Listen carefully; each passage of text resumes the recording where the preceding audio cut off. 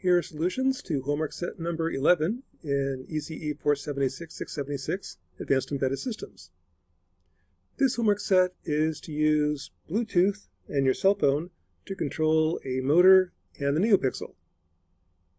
So it's kind of up to you what you do, as long as there's a motor, NeoPixel, and Bluetooth involved. What I did is have the input a number from -100 to +100 using your cell phone. That will drive the NeoPixels from 0 to 100% on, green for forward, red for negative, and change the speed of a motor. So here's kind of what it looks like. So here I've got my cell phone with a Bluetooth interface.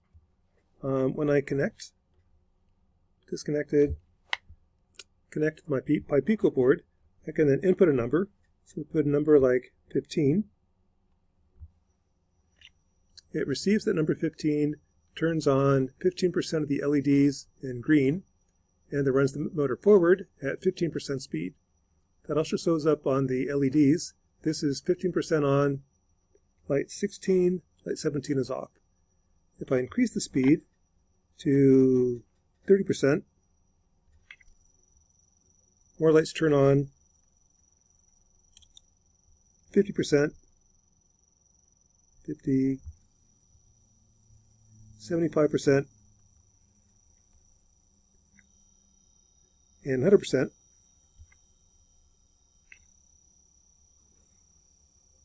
Okay, so that is going forward. At 0, turns off the lights in the motor. At negative 15%,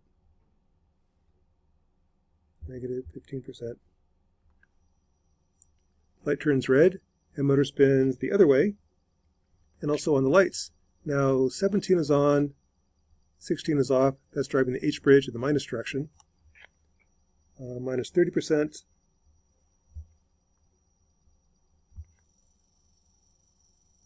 Minus 50%.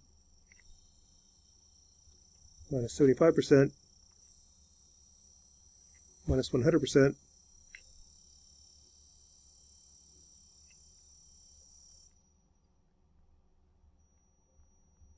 And then back to 0. So that's kind of what the project's supposed to do. So here's the requirements. Input a number from -100 to +100 using your cell phone. Drive the motor. Motor speed varies from -100 to +100% using PWM. The NeoPixels output lights from 0 to 100% of the lights. Green for positive, red for negative. And the LCD displays what's going on. Now in terms of coding, this actually took a little bit of time going in steps. There's different sections. I want to receive the Bluetooth data. So that's the green section of code, receive the Bluetooth data. When I receive a Bluetooth message, I will echo that,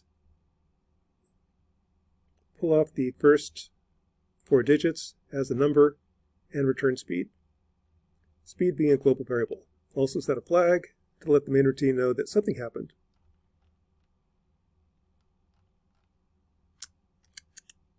In the main routine, if the flag is set, I will then update the display with the number and the do other stuff.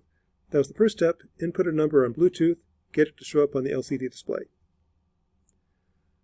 Second step, kind of either one of those can go next. Let's do the NeoPixels. The NeoPixels, the blue section of code. This turns on the NeoPixel using bitstream. I'm going to take that number, create 16 tuples of zeros, calculate what percentage of full speed I am. This is 100 divided by 16. That's the number of lights turned on, rounded up. So 0 is no lights. Anything else turns on lights. And then turn on the red light for forward, the green light, red light for reverse, green light for forward. And then the red section code is for the PWM. I'll set up pins 16 to 17 at 100 Hz PWM output. Vary the PWM based upon speed. Going forward, turn on 16, number between 0 and 100%. If I'm going reversed, if it's negative, I'll turn on 17 between 0 and 100%. So put that all together, I can put numbers on my terminal window. That's on my cell phone. When I do that for testing, if I input the number 0, and the motor is off, the lights are off. If I input positive numbers, like I showed earlier in the video, I receive in the shell window, here's the text that I'm receiving from the Bluetooth app. I interpret that as the number 100. The lights turn on, the motor spins forward based upon that number. And for negative numbers, input negative 100 receives minus 100, minus 10 receives minus 10, minus 1 receives minus 1, 0 receives 0. For negative numbers, red lights turn on, proportional to the number, the motor speed is proportional, and the number on the display is proportional. So that is homework set number 11, using your cell phone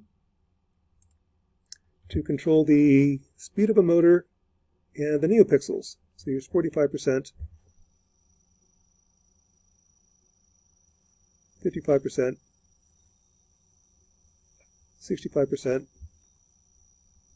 75%, 95% on,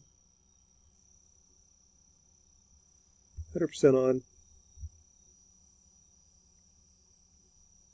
Let's go down to 0.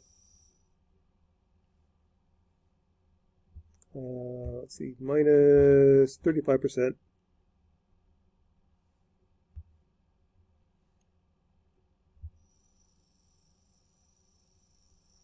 Minus 55. Minus 75. Minus 95.